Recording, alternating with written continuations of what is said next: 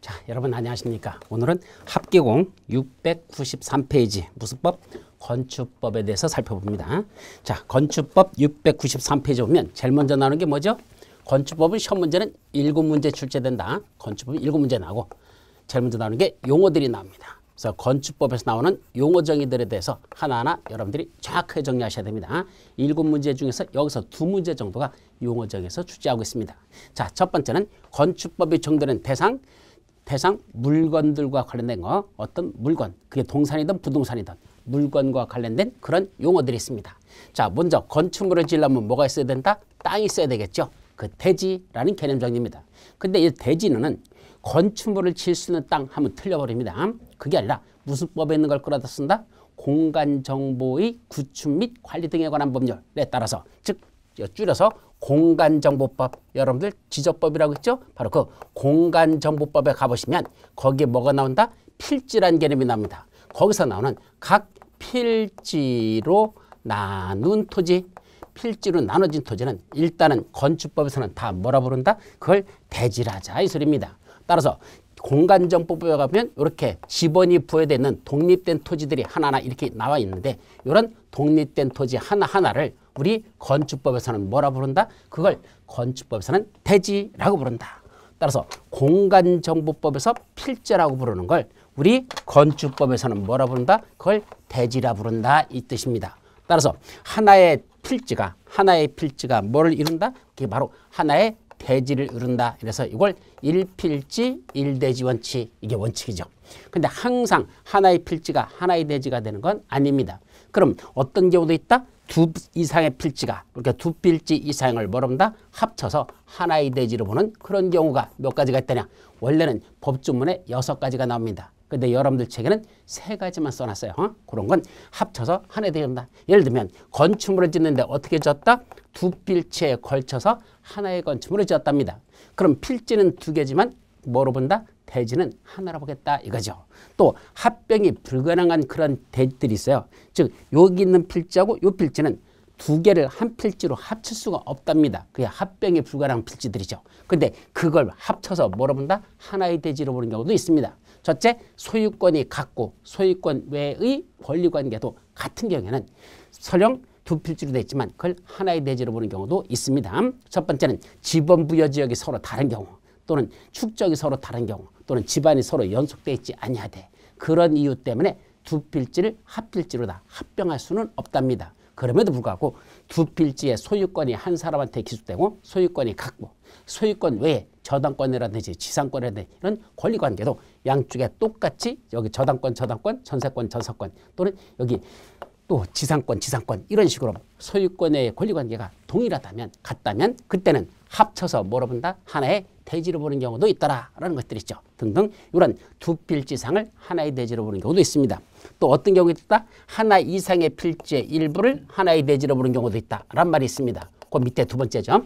자, 한 필지가 하나의 대지가 되는 게 아니라 한 필지의 일부 또는 두 필지의 일부, 이걸 뭐라 부른다? 하나 이상의 필지의 일부를 하나의 대지로 보는 그런 경우도 있더라. 그래서 도시군 계획시설을 설치했는데 한 필지 전체도 설치한 게 아니라 한 필지 일부에만 설치하면 그 일부만 이걸 하나의 대지로 보는 경우도 있더라. 등등 이러한 원칙은 하나의 필지가 하나의 대지를 이루는데, 예외적으로 두 필지 이상을 하나의 대지로 본다. 하나 이상의 필지 일부를 하나의 대지로 보는 그런 경우도 있습니다.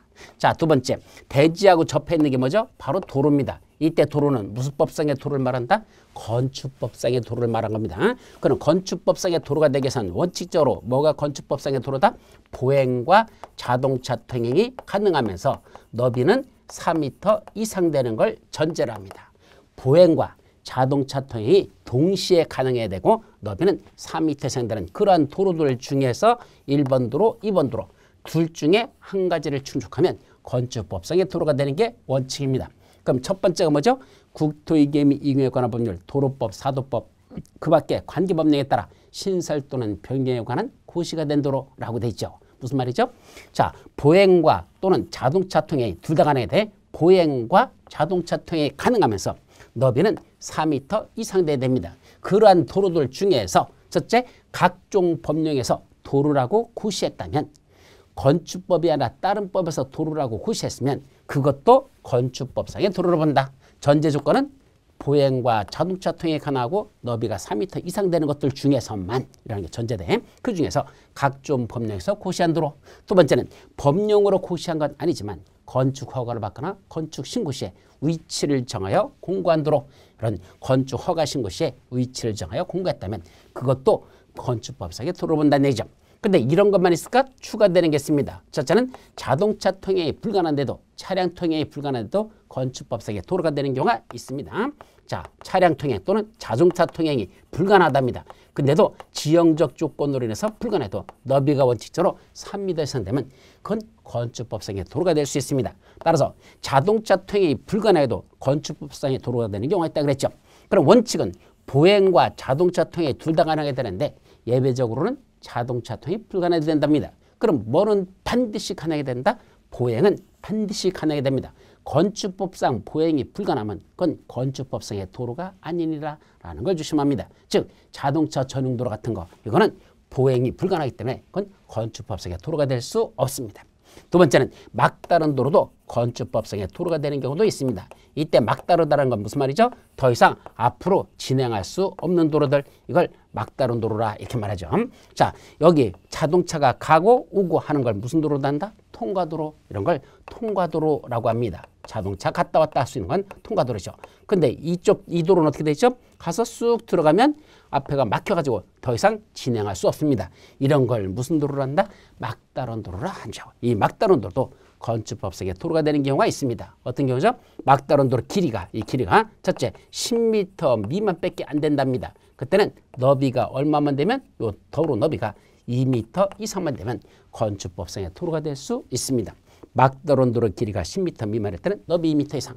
그럼 10m 이상 35m 미만일 때는 그때는 어떤 때 건축법상의 도로 되죠? 너비가 3m 이상 되면 너비가 3m 이상 되면 이것도 건축법상의 도로가 됩니다.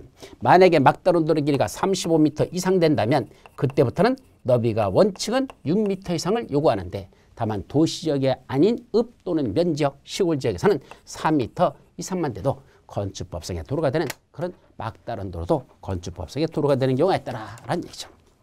자, 세 번째 뭐가 나오죠? 이 도로하고 대지하고 접해 있어야 된다 그랬었고 그 대지 위에다 뭘 짓자? 세 번째 건축물을 짓자 했으니까 이제 건축물이란 개념 정리가 나옵니다. 자, 건축물의 개념은 둘로 나눠서 정리합니다. 첫째는 토지 위에 정착된 공작물 중에서 토지 위에 고정되어 부착되어 있는 인공을 가하여 제작된 시설물인 공작물 중에서 뭐는 꼭 있어야 된다? 지붕과 했으니까 지붕은 꼭 있어야 되고 기둥 또는 벽 했으니까 기둥이나 벽은 둘 중에 하나만 있어도 건축물이 된다는 뜻입니다. 따라서 지붕과 기둥 또는 벽이 있는 것과 이에 딸린 시설물, 담장이라든지 대문이라든지 또는 축대 같은 거 이에 딸린 이런 시설물까지도 뭐라 보자? 그것도 건축물이라고 냈습니다. 자, 그런데 이것만 건축물일까? 아닙니다. 땅 밑에 땅 속에 있는 지하에 있는 것도 어떤 공작물은 건축물이 되는 게 있고 높은 사다리 위에 고가에 있는 공작물도 건축물이 되는 경우가 있습니다. 이런 지하나 고가에 있는 공작물 중에서는 어떤 걸 건축물이 한다? 사무소, 공연장, 점포, 차고, 창고 등으로 이용하면 이것도 건축물이라고 개념 정의한다는 것 여기까지만 기억합니다. 자, 그런데 이런 건축물은 원칙적으로 뭐죠? 건축법 적용 대상입니다. 즉 어디다 건축물을 지으려면 함부로 지어서는 안 된다는 얘기죠. 건축법에서 규정해 놓은 각종 제한을 적용하겠다는 얘기죠. 제일 먼저 건축물 건축하려면 뭐 받고 지어야 되죠? 건축 허가 받아라 그랬잖아. 예, 허가 받아야 된다. 경미한 건 건축 신고는 해야 된다 등등 이런 제한. 또 일정한 대지에다 건축물 지으려면 조경해야 된다. 어떤 건 공개공지 확보해야 된다. 안전을 하기 위한 어떤 조치를 해야 된다 등등 건축법에 있는 각종 제한을 받기 때문에 건축물은 원칙적으로 건축법을 적용한다는 얘기입니다. 그런데 건축물 중에서 건축법을 적용하지 않는 건축물도 있더라. 건축법을 적용하지 않는다란 말은 무슨 말이죠? 건축법에 있는 각종 제한을 받지 않는다. 자, 지을 때 건축허가 안 받아도 됩니다. 조경 같은 거 안 해도 됩니다. 1조 등의 확보에 대한 높이 제한 이런 거 적용 안 합니다. 이런 게 건축법을 적용하지 않는다라는 뜻이고 이러한 건축물이 몇 가지가 있다? 5가지는 건축법을 적용하지 않는 건축물들이라 아주 시험 문제 잘 나죠. 첫째는 문화재 보호법에 따른 지정문화재나 또는 가지정문화재, 지정문화재 또는 가지정문화재 이런 것들은 건축법을 적용하지 않습니다. 자, 두 번째는 선로 부지 안에 있는 일정한 시설들, 선로 부지 안에 있는 네 가지 시설이야. 첫째는 운전 보안시설, 선로의 위나 아래를 가로지르는 보행시설, 플랫폼, 급수, 급탄, 구비시설 이 네 가지는 건축법을 적용하지 않습니다. 세 번째, 고속도로 통행료 징수시설, 우리말로 뭐라죠? 톨게이트, 영어로 고속도로 통행료 징수시설인 이런 톨게이트 같은 시설은 건축법을 적용한다 안 합니다. 네 번째, 컨테이너 박스를 이용한 간이창고가 있습니다.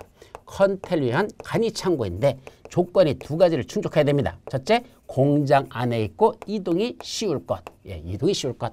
그런 요건을 갖춘 컨테이너를 이용한 간이창고도 건축법을 적용하지 않습니다. 마지막, 하천구역 내에 있는 하천구역 내에 뭐가 설치됐습니까? 물을 집어넣고 물을 빼내가는 그걸 뭐죠? 수문조작실. 그래서 하천구역 내는 수문조작실에 가는 수문조작실은 이건 비록 건축물이지만 건축법을 적용하지 않습니다.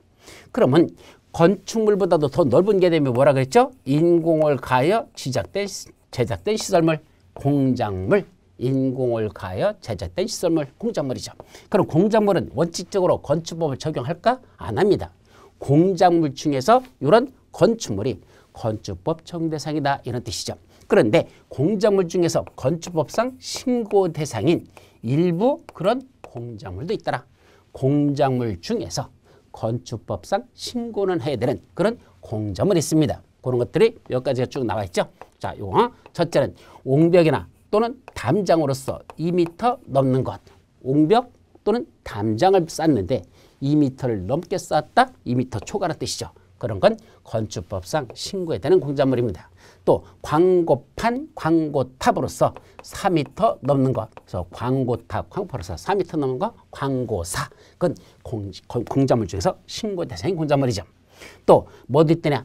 태양 에너지를 이용한 발전 설비가 있죠. 우리 태양광 이용하는 거. 그래서 태양 에너지를 이용한 발전 설비로서 그게 5m가 넘으면 이것도 신고 대상입니다. 또는 굴뚝, 장식탑, 기념탑, 골프 연습장 또는 통신용 철탑으로서 6m 넘는 것들 이것도 건축법상 신고 대상이고, 그 다음에 이제 더 나가면 고팔기라는 건 가로로 쓰지 않고 세로로 씁니다. 고팔기 무슨 말이죠? 고가수주로서 8m 넘는 거. 고가수주가 뭐죠? 높은 사대려 위에는 물탱크를 고가수주라고 하고, 이런 고가수주가 물탱크가 어디 있다는 얘기야? 8m를 넘는데 그러면 그건 건축법상 신고해야 되는 공작물이 되는 겁니다. 반면에 기계식 주차장 또는 철골 조립식 주차장으로서 외벽이 없는 거, 그거는 8m 넘는 게 아니라 8m 이하일 때 그거는 신고 대상이 있습니다. 나머지들 다 넘는 건데 기계식 주차장, 철골 조립식 주차장으로서 8m 이하인 거, 그거는 신고 대상인 공작물하고 돼 있죠. 자, 또 뭐도 있다냐? 지하 대표가 있는데 지하 대표로서 바닥 면적 합계가 30제곱미터를 넘을 때, 그래서 지하 대표로서 30m, G30 이렇게 하죠. 그래서 외우는 방법: 옹담이, 광고사, 태양오, 굴장기, 꼴통육, 고팔기, G30 이런 식으로 여러분들이 외우시면 됩니다. 그래서 이런 조건을 갖추면 이런 것들은 다 신고 대상인 공작물이라고 생각하죠. 자, 그 밑에 이제 고층 건축물과 초고층 건축물과 준초고층 건축물 세 가지가 있죠. 고층 건축물, 초고층 건축물, 준, 초, 고층 건축물 이렇게 세 가지 개념적이가 나옵니다. 첫째, 고층이 되기 위해서는 몇 층입니까? 적어도 30층 이상 되거나 또는 높이가 120m 이상 되면 고층 건축물로 되어 있습니다. 이때 30층 이상 또는 높이가 120m라고 되어 있죠. 그럼 30층이나 120m나 둘 중에 하나만 갖추면 고층 건축물이 되는 겁니다. 따라서 층수로서는 28층밖에 안 돼. 근데 높이로서는 130m입니다. 무슨 건축물이다? 고층 건축물입니다. 즉 층수로서는 30층을 갖추지 못했지만 높이는 120m 이상인 130m가 됐으니까 그거는 고층 건축물이 한다는 것. 둘 중 하나만 갖추면 고층이 된다. 이렇게 정의하라는 얘기죠. 자, 두 번째, 초고층 건축물은 고층 건축물들 중에서도 더 높은 겁니다. 몇 층? 50층 이상 또는 높이가 200m 이상 될 때 그거를 초고층이라고 합니다. 그게 시험 문제 났었죠. 아까 말한 49층짜리랍니다. 그럼 초고층이 아니잖아. 근데 높이가 얼마래? 210m랍니다. 뭐가 되죠? 초고층 건축물이 되는 겁니다. 아셨죠? 그래서 50층 이상 되거나 또는 높이가 200m 이상 되는 것 중에 둘 중에 하나만 갖춰도 초고층 건축물이 된다는 걸 조심하시기 바랍니다. 그러면 준초고층 건축물은 뭐죠? 고층 건축물들 중에서 아까 고층이 얼마죠? 30층 또는 120m 이상 되는 건축물들 중에서 초고층 건축물이 아닌 걸 말한다라고 되어 있습니다. 그게 준초고층이랍니다. 그럼 준초고층은 정확하게 말하면 몇 층에서부터 몇 층까지고 몇 미터부터 몇 미터까지입니까? 층수는 30층 이상부터 50층 미만인 것, 즉 49층까지를 말하죠. 그래서 30층 이상부터 50층 미만까지는 준초고층. 아니면 높이가 120m 이상 되는 것 중에서 200m 미만이고 그 사이에 있다면 그런 것들은 뭐가 된다? 준초고층 건축물이라고 부른다는 것. 그렇게 개념 정리하도록 합니다. 부속 건축물이란 같은 동일한 대지 안에 주된 건축물의 부속 용도로 사용하는 겁니다. 다만 조심할 건 주된 건축물과 분리되어 있다는 게 중요합니다. 우리 시골 같은 데 가보면 우리 어르신들이 사시는 농가주택 있죠? 농가주택 뒤편에 가보면 뭐가 있다? 헛간, 뒷간이라는 게 있습니다. 이 헛간, 뒷간은 농가주택과 같은 대지 안에 있습니다. 주된 건축물인 농가주택에 분리되어 있습니다. 헛간, 뒷간은 헛간하고 뒷간. 헛간이라는 건 여러분들 여물 같은 거 이런 거 농기 같은 걸 보관하는 거고 뒷간이라는 건 해우소라고 들어보셨죠? 바로 그게 뒷간인데 그건 주된 건축물과 분리되어 있고 같은 대지 안에 있죠. 그런 걸 부속 건축물이라 이렇게 정리했습니다. 자, 다중이용 건축물이라는 개념이 나오죠. 원래 다중이용 건축물이라는 건 다중했으니까 많을 따자 군중중자 쓴 거죠. 많은 군중이 이용하는 건축물인데 전제 조건은 뭐더냐? 다중이용 건축물이다. 그러면 첫째, 불특정 다수인이 이용한다. 불특정 다수인이 이용해야 된다는 것. 이것이 전제 조건으로 들어갑니다. 따라서 특정 다수인들이 이용하면 그건 다중이용 건축물이 되지 않습니다. 불특정 다수인이 이용해야 된다. 그럼 둘 중에 하나를 거치면 다중이용 건축물입니다. 첫째는 거꾸로 해옵니다. 16층 이상 되는 걸 먼저 해오십시오. 자, 16층 이상 되는 건축물로서 불특정 다수인이 이용한다면 묻지도 말고 따지도 말고 다중이용 건축물을 하자. 16층 이상짜리래요. 근데 불특정 다수인이 이용하는데 묻지 마. 그냥 규모 더 이상 묻지 말고 그건 무조건 다중이용 건축물.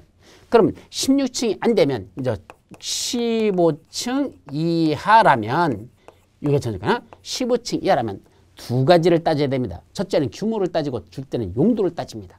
규모와 용도를 따집니다. 자, 15층 이하짜리라면 이런 얘기야. 첫째는 바닥 면적의 합계가 얼마 되고 5,000제곱미터 이상이고 바닥 면적은 5,000제곱미터 이상이고 동시에 문종판, 여종관이라는 용도로 쓸 때만 이거는 뭐가 된다? 이건 다중이용 건축물이 됩니다. 15층 이하짜리인데 란 말이야. 그때 다 바닥 면적의 합계가 5,000제곱미터 이상이면서 동시에 문종판, 여종관은 6가지 중에 한 가지 시설로 쓴다면 용도로 쓴다면 그거는 다중이용 건축물이 됩니다. 이때 문이 뭐죠? 문화 및 집회시설, 종교시설, 판매시설, 여객용시설, 그다음에 종합병원, 그다음에 관광, 숙박시설 이런 6가지 중에 한 가지에 들어간다. 규모는 바닥 면적의 합계가 5,000 이상이 되면서 그럼 이건 뭐가 된다? 다중이용 건축물이 된다 이 뜻이죠. 자, 이때 여기 문화 및 집회시설 중에 뭐는 빠진다? 설령 15층 이하짜리인데 15층 이하짜리야. 바닥 면적의 합계는 5,000제곱미터 이상 되는데 뭐로 쓴단다? 문화 및 집회시설 중에서 동식물원을 쓴답니다. 그럼 동물원하고 식물원은 비록 규모가 15층 이하짜리로서 바닥 면적이 5,000 이상 된다 하더라도 동물원하고 식물원은 다중이용 건축물에 들어간다? 안 들어간다? 안 들어갑니다. 동식물원은 제외라고 되어 있죠. 그것까지도 여러분들이 같이 기억해 두도록 합니다.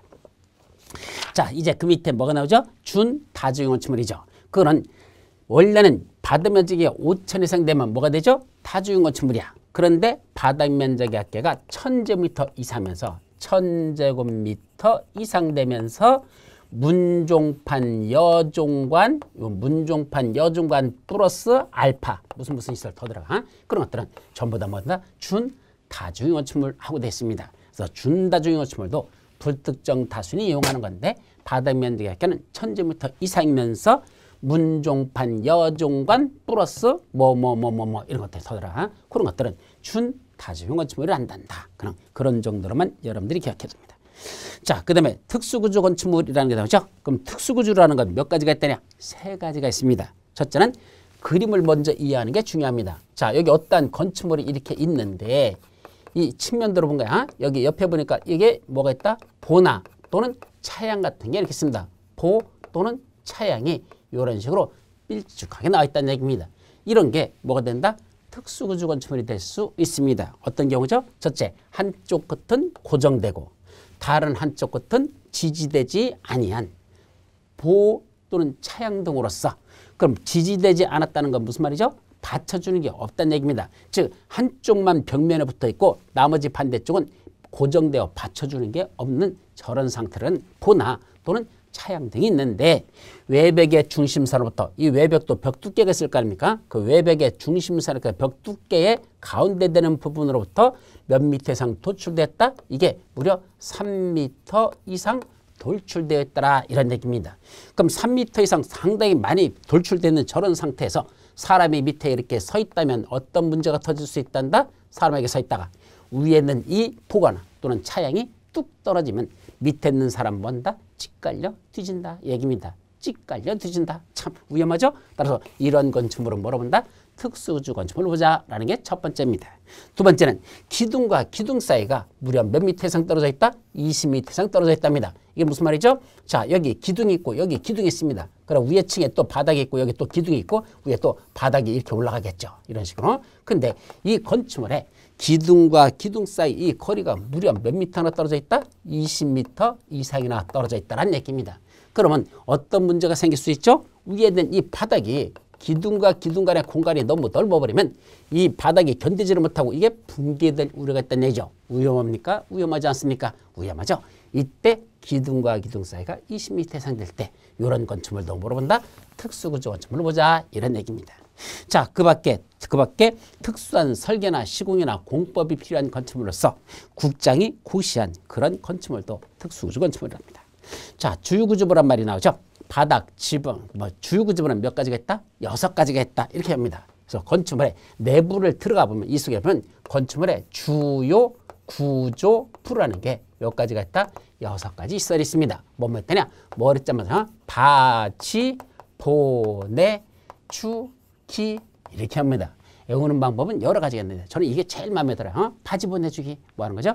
부르 이웃 돕기 하자 했을 때 우리 내 입고 있는 바지를 벗어서 그거 보내주기, 바지 보내주기 이렇게 하는 게 제일 좋습니다. 자, 바가 뭐죠? 바닥. 건축물의 이 바닥 같은 거, 이 바닥 이거는 주요구조입니다. 그럼 왜 바닥에서 주요구조일까? 붕괴되면 사람 밑으로 뚝 떨어져 버리면 저 밑에까지 떨어지면 죽죠? 위험합니다. 바닥은 주요구조입니다. 지가 뭐죠? 지붕틀. 지붕하고 지붕틀하고 헷갈리지 마십시오. 아까 여기 뭐 했었죠? 건축물이란 토지 위에 정착된 공작물 중 뭐 있었죠? 여기 지붕과 기둥 또는 벽이 있는 것과 이에 딸린 시설물하고 돼 있었죠. 그럼 지붕과 기둥 또는 벽이 있는 것과 이에 딸린 시설물 했으니까 그냥 요거는 지붕이지만 이 지붕의 기와장을 드러내보면 속에 석가래 같은 것들이 이렇게 쭉쭉 뻗어서 속에 지붕의 형태를 만들고 있는 구조물들이 있습니다. 요 하나를 뭐란다? 지붕틀이라고 합니다. 따라서 주요구조부는요. 지붕이 아니라 지붕틀이라는 걸 조심합니다.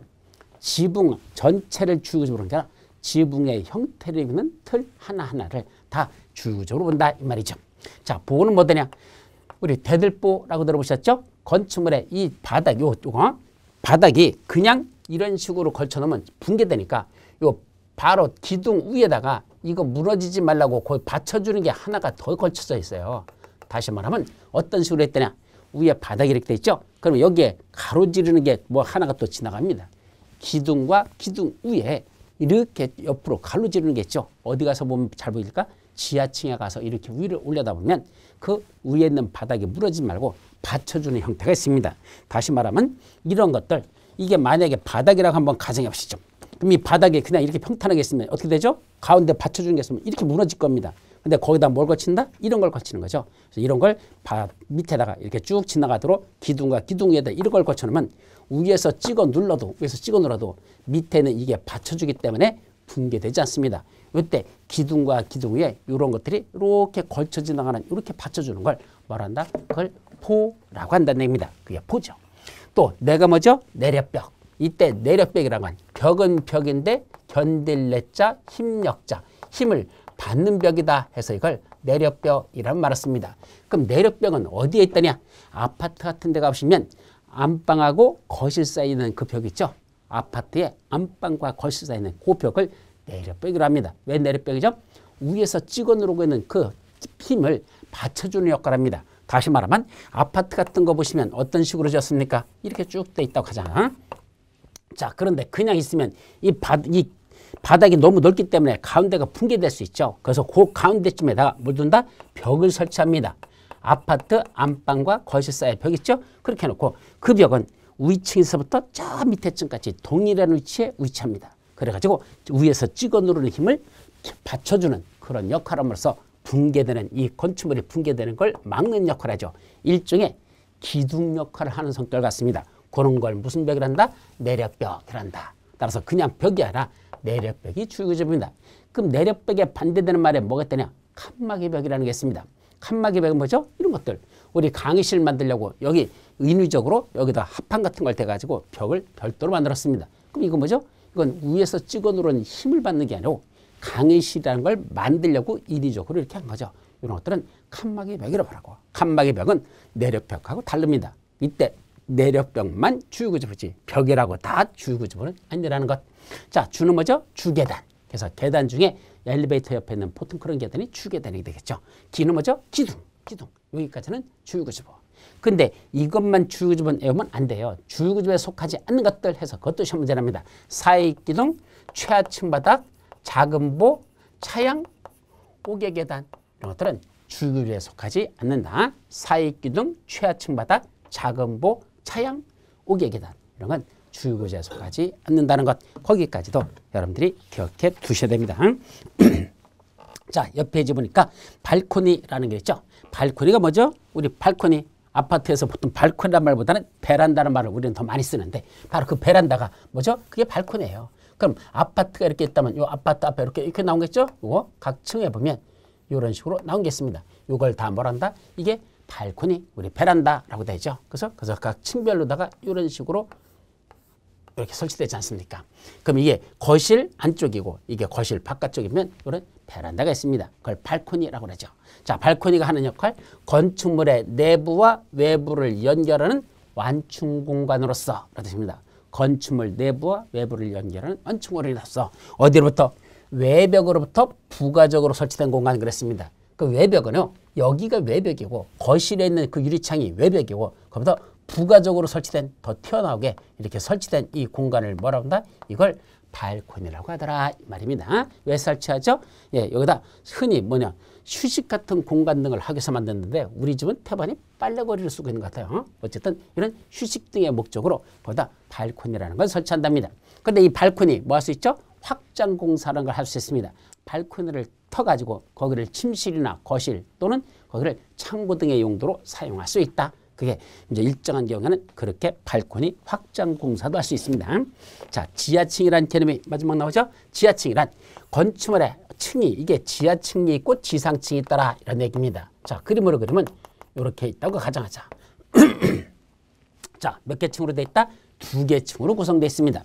그럼 이거 지하층일까 지상층일까?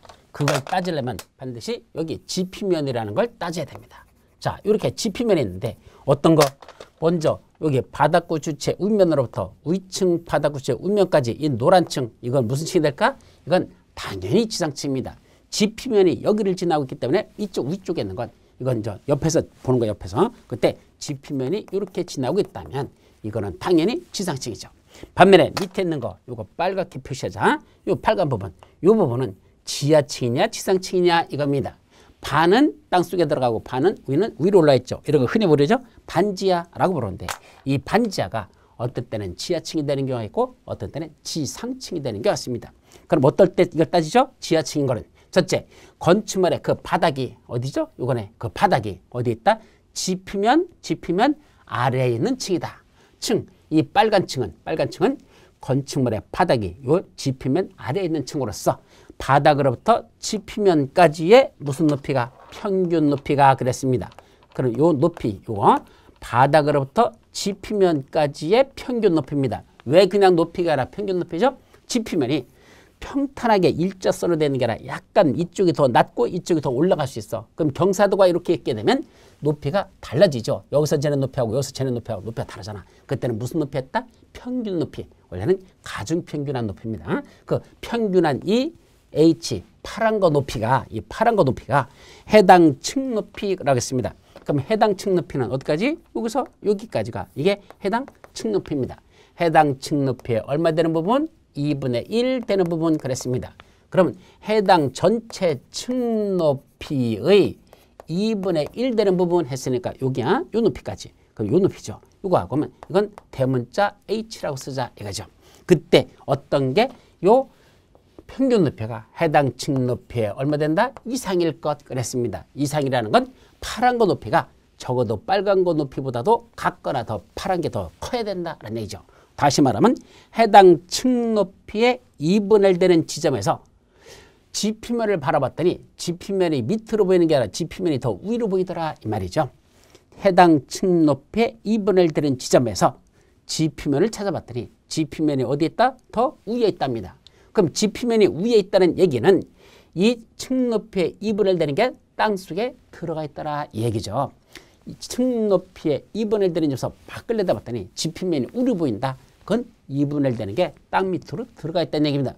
그럼 2분의 1 되는 중심이 땅속으로 들어가 있으면 그건 뭐다? 지하층이라는 얘기입니다. 반면에 지표면이 더 밑으로 보인다. 층 높이의 2분의 1 돼서 밖을 내다봤더니 지표면이 더 밑으로 보인다. 그러면 2분의 1 되는 게 지표면보다 위에 있다는 얘기죠. 그럼 뭐가 되고? 지상층이 된다. 이런 얘기야. 그래서 이건 다시 한번 건축물의 바닥이 지표면 아래에 있는 층으로서 지표면으로부터 어디 바닥으로부터 지표면까지의 평균 높이가 이 평균 높이가 해당 층 높이의 2분의 1 되는 거 이상일 것. 저쪽이 더 같거나 크다면 이때는 지하층이 된다. 거기까지는 첫 문제 아주 잘 나는 거니까 꼭 정확하게 기억하시기 바랍니다. 자, 두 번째, 이제 건축법에 적용되는 대상 행위들에 관한 개념들이 있습니다. 그래서 첫 번째는 무슨 행위 있다? 건축 행위가 있다. 두 번째, 대순환 행위가 있다. 세 번째, 리모델링 하는 행위가 있다. 네 번째, 용도 변경 해서 네 가지가 있습니다. 건축, 대수선, 리모델링, 용도 변경 네 가지가 있죠. 그 중에 건축에는 다시 몇 가지가 있다? 5가지가 있습니다. 우리 건축이라는 행위는 몇 가지가 있다? 5가지가 있다는 걸 조심하시기 바랍니다. 첫째는 신축, 두 번째 증축, 세 번째 개축, 네 번째 재축, 마지막 이전 해가지고 5가지가 있습니다. 이 중에 신축에는 또 몇 가지가 있을까? 3가지만 있습니다. 아무것도 없는 나대지에다가 건물을 지었다? 신축입니다. 기존 건축물이 있었는데 전부가 철거하거나 멸실되고 종전보다 더 크게 지었다? 그것도 신축입니다. 세 번째, 부속 건축만 있는 헛간 뒷간만 있는데다 주된 건축으로 지었단다? 그것도 신축이라고 되어 있죠. 반면에 증축은 넷 중에 한 가지만 증가해도 증축입니다. 뭐죠? 건축 면적, 연면적, 층수 또는 높이 넷 중에 한 가지를 증가시키면 이때는 증축입니다. 줄어드는 건 묻지 않습니다. 하나라도 증가돼 건축 면적이 늘어나거나 연면적이 늘어났거나 층수가 늘어났거나 높이가 늘어났거나 넷 중에 한 가지만 증가해도 증축이 된다는 걸 조심합니다. 자, 개축이란 기존 건축물이 존재하고 있었는데 기존 건축물의 전부 또는 일부를 철거하여 종전과 같은 규모 범위에서 다시 축조하면 그거는 재축이 됩니다. 기존 건축물의 전부 또는 일부를 철거란 말을 써야 돼. 뜯어냈어. 그리고 종전과 같은 규모 범위였으니까 종전과 같거나 작게 지면 그거는 개축입니다. 근데 여기서 조심할 거. 일부를 철거한다 그랬는데 기존 건축물의 일부라는 게 어느 정도 철거의 일부일까? 여기 주요 구조부 중에서 4가지. 뭐죠? 주요 구조부 중에서 4가지. 바닥, 지붕틀, 포, 내력벽. 넷 중에 적어도 3가지 이상 들어가야 돼. 내기, 보지. 그래서 이것은 다시 내력벽, 기둥, 포, 지붕틀. 4가지 중에 하나야. 그래서 내력벽, 기둥, 포, 지붕틀 넷 중에 몇 가지는 들어간다? 그 중에 3가지 이상이 포함되면 그걸 무슨 철거란다? 일부 철거라 이렇게 말하고 그렇게 해놓고 종전과 같은 규모 포함해서 다시 주자면 그것도 개축이라고 본다는 것. 4가지 중에서 적어도 3가지 이상을 포함시켜야 된다라는 걸 조심합니다. 그게 일부 철거하고 종전과 같은 규모에서 다시 주면 그건 개축이죠. 그럼 재축은 뭘까? 재축은 천재지변동으로 해서 멸실됩니다. 재해나 천재지변보다 멸실됐습니다. 그리고 어떻게 짓는다? 첫째, 옆면적의 합계는 종전과 같은 규모로만 지어야 돼. 옆면적의 합계는 어떤 일이 있어도 종전보다 크게 짓는 건 안 돼. 종전과 같은 규모 내에서만 지어야 됩니다. 근데 그거 말고는 동수나 층수나 또는 높이 세 가지, 동수, 층수, 높이 셋 주는 종전보다 더 크게 해도 돼. 그 중에 어느 하나는 종전보다 커도 그건 재축이 될 수는 있습니다. 근데 무조건 크게 하는 건 안 되고 법령 등의 범위 내에서 적합한 범위 내에서만. 자, 법령 등의 적합한 범위라는 게 무슨 말일까? 자, 여기 3층짜리, 2층짜리 건물이 있었다 가정하자. 근데 이번에 홍수가 나서 떠나가 버렸습니다. 재등으로 멸실됐죠.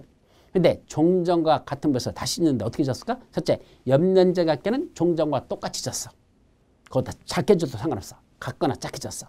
근데 층수를 늘렸습니다. 종전보다 몇 층으로? 2층짜리를 3층으로 늘렸습니다. 된다 안 된다? 될 수 있습니다. 그것도 재축이 될 수 있습니다. 어떤 경우에? 법령 등에 적합하면 됩니다. 그럼 법령에서는 여기는 원래 몇 층까지 질수록 돼 있더냐? 법령이나 또는 조례에서, 조례도 포함돼, 조례에서 여기는 4층 이하로 짓는 지역이다 라고 돼 있었어. 근데 몇 층으로 지었었어? 2층밖에 안 졌었어요. 그럼 4층이 하니까 2층까지 져도 됐었잖아. 홍수로 멸실됐고 이번에 새로 재축을 하는데 그때는 2층이 아니라 한 개층을 더 올려서 3층까지 하겠대. 된다 안 된다? 됩니다. 법령 등에서는 몇 층까지 지을 수 있을까? 4층까지 지을 수 있을까? 종전에 2층짜리였던 걸 한 층 더 올려서 3층으로 짓는 것. 뭐가 났을 때? 멸실됐을 때만. 천재도 멸실 때 그렇게 짓는 것도 그건 뭐로 들어간다? 재축에 속합니다. 종전에는 그걸 증축이라고 했었어. 종전보다 더 크게 졌다니까 증축인데 법령 등에 적합한 범위 내에서만 다시 더 올리는 거, 그거는 재축의 범위에 들어가지 그건 증축에 들어가지 않는다는 걸 조심합니다. 종전보다 무조건 크게 졌다고 다 증축 아니다. 일부 재축에 속할 수 있다는 걸 아주 조심해서 새로 올해 개정된 내용이니까 기억해 두도록 합니다. 자, 이전은 뭐죠? 건축물의 주구조부를 해체하지 아니하고, 아까 주구조부 썼죠? 이것들을 해체하지 아니하고 얼리 옮겼다 같은 대지 안에서 옆으로 이동하는 것, 이거를 뭐라 부른다? 이전입니다. 따라서 이렇게 대지 안에 건축물이 하나가 있었는데 이 건물을 뭐 했죠? 옆으로 그대로 뜯어내지 않고 옆으로 옮겼습니다. 이렇게 옮기면 이걸 뭐란다? 이전이라고 한다는 거. 5가지를 우리 건축행위로 한다는 것, 거기까지만 기억합니다.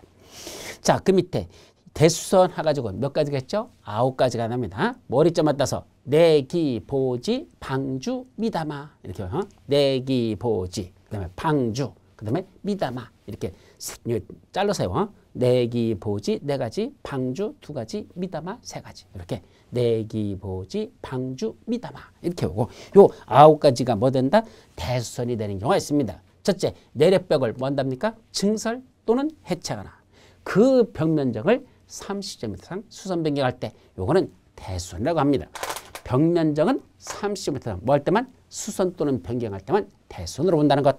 두 번째는 기둥이나 포나 지붕틀은 셋은 똑같습니다. 기둥, 포, 지붕틀은 증설 또는 해체하거나 몇 개 이상? 3개 이상 수선 또는 변경할 때 그때도 대수선입니다.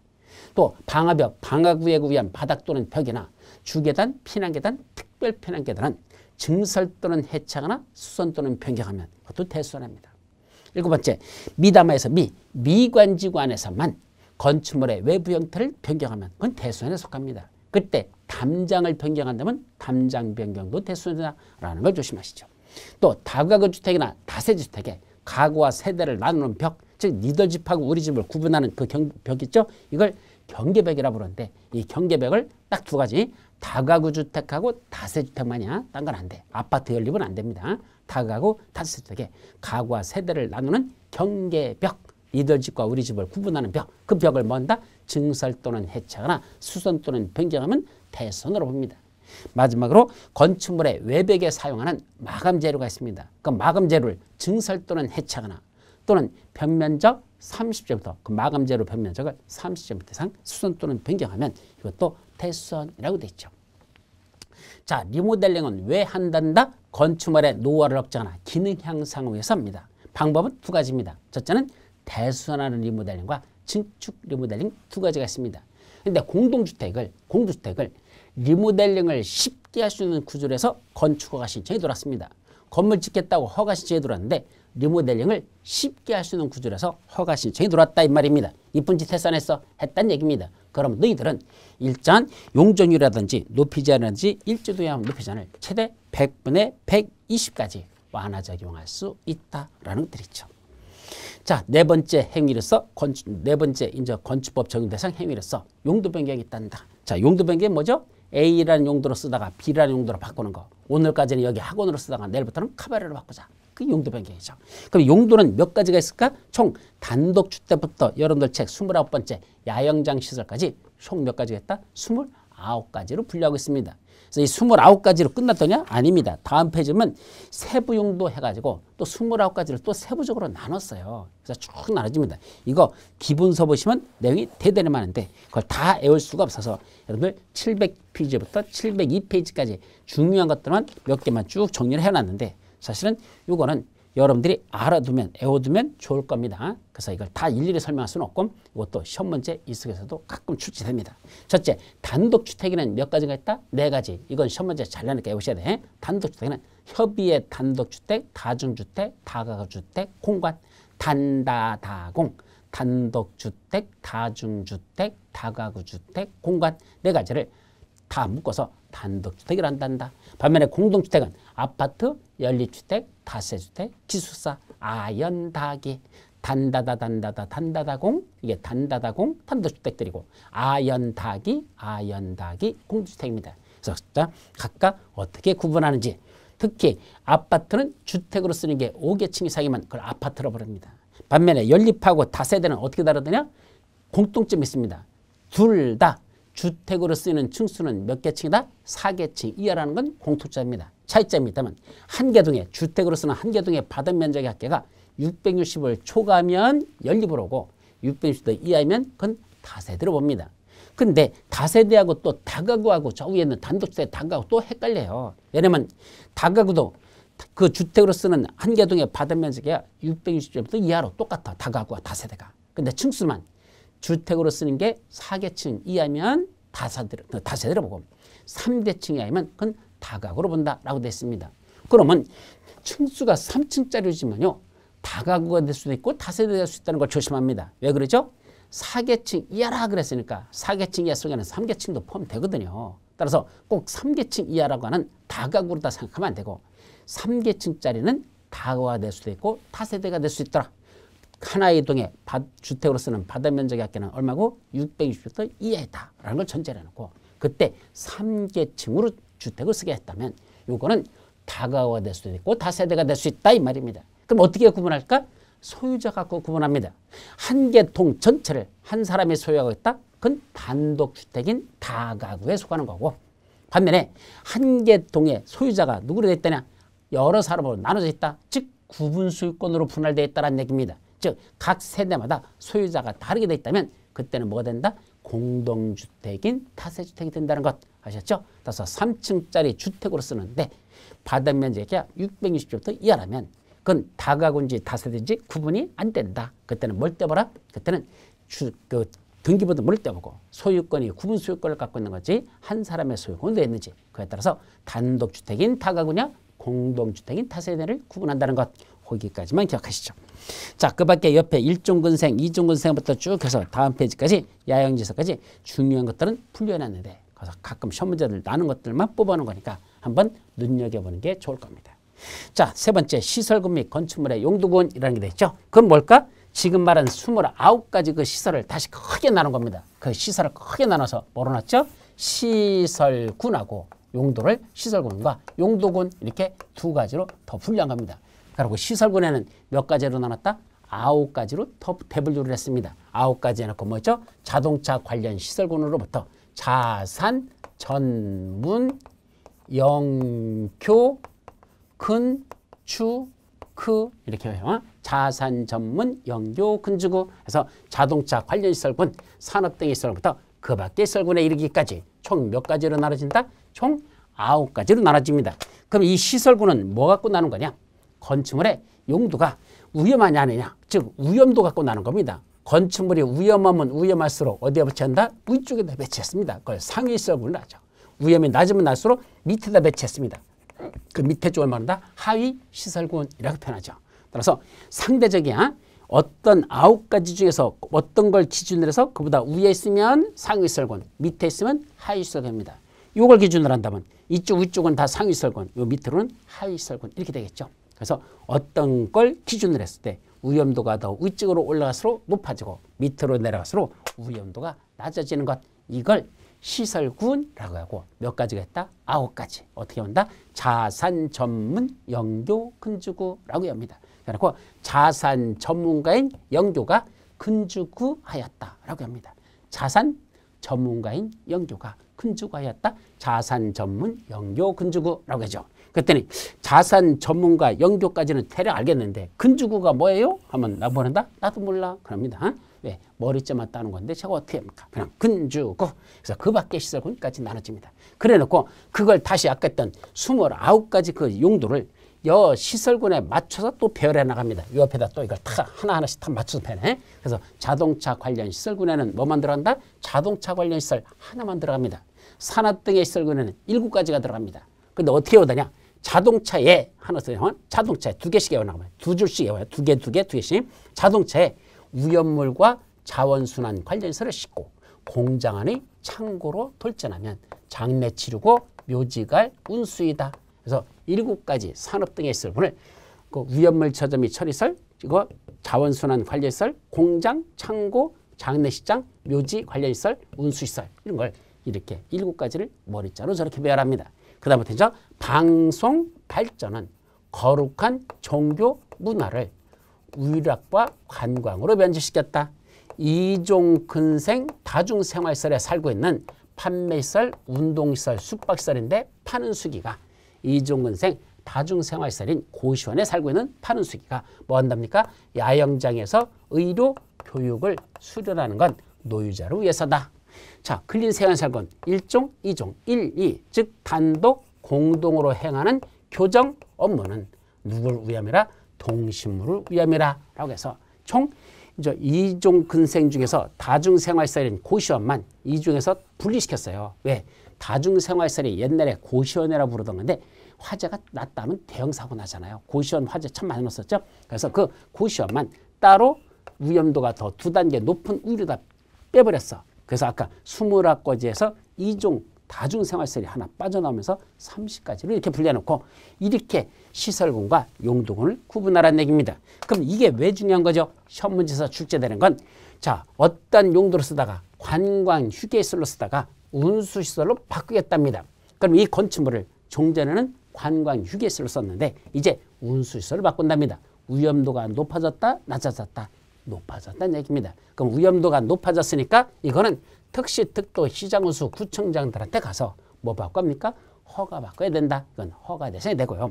반대로 어떤 용도로 쓰다가 밑으로 내려갔단다? 위험도가 낮아집니다. 이거는 특시, 특도, 시장운수, 구청장한테 가서 신고만 하고 용도를 변경하면 된다. 이건 허가 대상, 내려가는 건 신고 대상. 그겁니다. 그럼 시험 문제는 어떻게 하죠? 다음 중 허가 대상인 용도 변경을 고르시오 라는 시험 문제가 나면 위험도가 높아지는 어떤 용도로 쓰다가 더 높은 용도로 올라가는 그걸 고르라는 그런 시험 문제라는 걸 기억합니다. 그럼 오르락 내리락만 있습니까? 아니야. 옆으로 가는 것도 있습니다. 어떤 거죠? 예를 들면 위험물 저장 및 처리시설을 공장 용도로 쓴답니다. 그럼 이전까지는 위험물 저장 및 처리시설로 쓰다가 이제 공장으로 바꾸겠답니다. 그러면 위험도가 뭐죠? 같은 시설군 하나 있기 때문에 높아진 것도 아니고 낮아진 것도 동급이죠. 같은 위험도죠. 그때는 뭐만 된다? 이건 건축물 대장에다가 이렇게 용도가 바뀌었습니다라고 건축물 대장 변경 신청만 하면 되다라는 얘기입니다. 건축물 대장에다 용도 바뀌었다는 사실 변경 신청만 하면 되지 허가 받거나 신고하지는 않는다라는 거 여기까지도 여러분들이 일단 기억해 두셔야 된다는 것까지만 하죠. 자, 그래놓고 밑에 일정 규모 이상 용도 변경 시 준용 규정이라는 게 그 밑에 나와 있죠. 이건 뭐에 관한 거죠? 이미 위로 올라가는 건 허가 대상, 내려가는 건 신고 대상이었죠. 그 허가 대상, 신고 대상인 용도 변경으로서 바닥 면적의 합계가 100제곱미터 이상 된다면 용도 변경 다 끝내놓고 뭐 할 때 사용하기 전에 사용 승인을 받아야 되는 사용 승인 대상이 된다라는 것이고 그 밑에 또 밑에 보시면 건축사가 설계되는 대상 있죠. 건축사 설계에 관한 규정을 준용하겠습니다. 건축사 설계라는 얘기죠. 어떤 거 허가 대상이 용도 변경만 중요한 건 신고 대상은 들어가지 않고 허가 대상인 상위 설구로 용도 변경하는 것 중에서 바닥 면적이 500제곱미터 이상 된다면 바닥 면적이 500 이상이야. 그때부터는 건축물 설계에 관한 규정을 준용한다라고 됐습니다. 그것까지. 자, 마지막 건축법 적용 대상 지역 했죠. 자, 건축법은 1조부터 113조까지로 구성됐습니다. 건축법은 몇 조로 되어 있다? 제1조, 제2조, 제3조에서 제113조까지 되어 있습니다. 그때 113조까지로 되어 있죠. 그럼 이 조항이 쭉 나와 있는데 이 1조부터 113조가 전면적으로 다 적용된다. 전면적 적용이라는 건 1조부터 113조까지 다 적용되는 지역이고 그중에 몇 개 조항은 빼고 적용되는 지역, 그걸 말한다. 제한적 적용 대상 지역. 이렇게 둘로 나눠진 겁니다. 그럼 1조부터 113조까지 다 적용되는 지역은 어디일까? 했더니 크게 두 군데래. 첫째는 용도지역상 도시지역하고 있는 지역. 도시지역. 그럼 도시지역이 아니면 어디죠? 관농자, 도관농자 이렇게 나눠지니까 도시지역 이외에는 관리지역, 농림지역, 자연환경지역. 그 중에서는 어디? 지구단위계획구역, 지단구역. 바로 도시지역에서는 건축법 1조부터 113조 다 적용되고 도시지역이 아닌 관농자 지역에서는 지구단위계획구역으로 지정된 지역은 그렇습니다. 그러면 도시지역과 지구단위계획구역 이외에 그러면 관농자 지역 중에 지구단위구역이 아닌데도 행정구역 명칭에 무슨 자 들어간다? 동자 또는 읍자 들어가는 지역도 동자, 읍자 들어간다면 그런 행정구역 지역에서도 이건 뭘 전제로 한 거죠? 도시지역이 아닌 관농자인데 지구단위구역으로 지정되지 않았는데 동자 들어가나 또는 읍자 들어가는 그런 행정구역. 거기서도 건축법 전면적으로 타격됩니다. 다만 동읍에 섬이 포함됐다면 그 섬에서 전면적으로 준다면 인구가 500명 이상 되는 섬에서만 전면적 지역입니다. 그거에 나머지 지역은 전부 다 이런 전면적 지역의 나머지 지역은 시골 지역은 제한적으로 정해서 몇 가지는 뺀다? 6가지. 머리점에 따서 태도, 건건, 방대라고 됐죠. 그래서 6가지 태도, 건건, 방대라는 6가지 조항은 빼고 정된다는 것. 거기까지만 여러분들이 기억해 두도록 하시고. 자, 이제 두 번째 크게 건축물의 건축 본론 내용의 첫 번째 내용이 나오는데 이거는 잠시 쉬었다 들어가도록 합니다.